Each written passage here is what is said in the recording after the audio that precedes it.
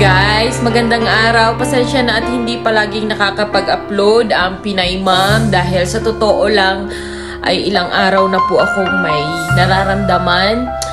At kung matatandaan nyo na nagkwento ako before ng tungkol sa breast ko na binayopsy na twice. And ayun nga, dalawa yung nakuha na sample. Ang isa ay cyst at ang isa ay tinatawag na galactocele. Ito yung mga namuo na milk dahil sa pagpapa-breastfeed ko before sa dalawa kong anak, guys. Tapos ito, may benign naman siya, guys. So, hindi siya cancerous. Wala dapat ipag-alala, guys. So, ito ngayon, nagsasuffer ako ngayon sa infection na nakuha ko dahil sa butas na doon yung pinadaan yung needle na ginamit para makakuha ng sample sa akin. Siguro, guys, may kamalian din ako kung bakit nangyari sa akin to, pero hindi ko naman yun alam. During pagpapa-breastfeed, guys, kailangan mo siyang ubusin ang laman na dede mo dahil kailangan i-make sure mo, i-pump mo na naubos talaga siya.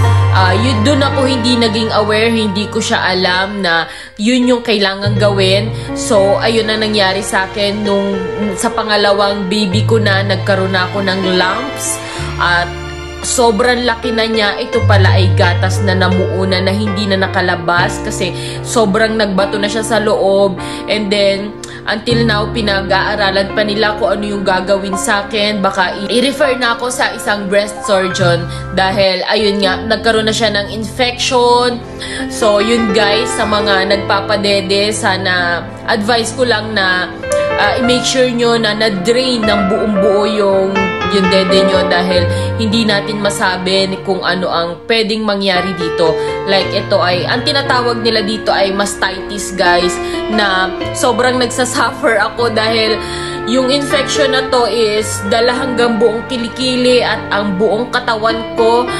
At ayan, pinipilit ko lang talaga rin bumangon kaya medyo nagsisenti-senti ako sa mga post ko. Pinipilit ko lang talaga bumangon dahil ilang araw na ring absent yung asawa ko sa trabaho para samahan ako dito sa bahay. Pero syempre hindi naman palaging dapat ganon. Kaya eto ngayon mag-isa ko dahil pumasok na siya at inaasikaso ko yung mga anak ko, guys. At yun, ang sakit niya is buong katawan, yung sakit kilikili, as in buong katawan talaga, guys. Ang antibiotic ko is naka-high dosage ako ngayon, 1,000 mg per take, so 3 times a day. Kaya ang nagiging antibiotic ko sa katawan ko within a day is 3,000 mg. Sobrang taas niya. At natsaga ko lang dahil yun yung sabi ng doktor. So ito nga, guys, sumasakit na ulit ngayon yung katawan ko. Kailangan ko na ulit humiga. Yun lang, nag-update lang ako. Kailangan ko na rin mag-asikaso ng mga bata, magpakain. So, yun.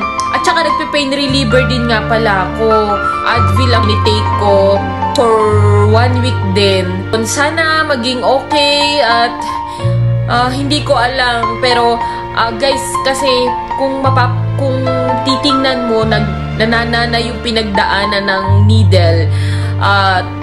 Sobrang sakit na bukas pa ulit yung follow-up check-up ko, guys. Ito nga, wala pa akong ligo sa sama ng pakiramdam ko. Ilang araw na yata ako hindi nililigo pero nagpapalit naman ako ng panty.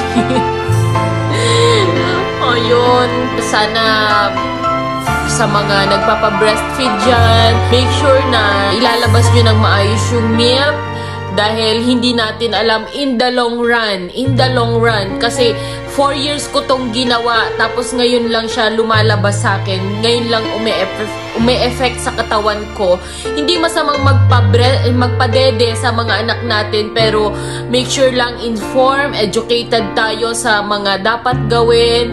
At yun yung dun ako nagkulang siguro. At yun lang, guys, sana pag-pray nyo rin ako na matapos na to, guys. Nakakapagod na rin, ilang taon na to eh.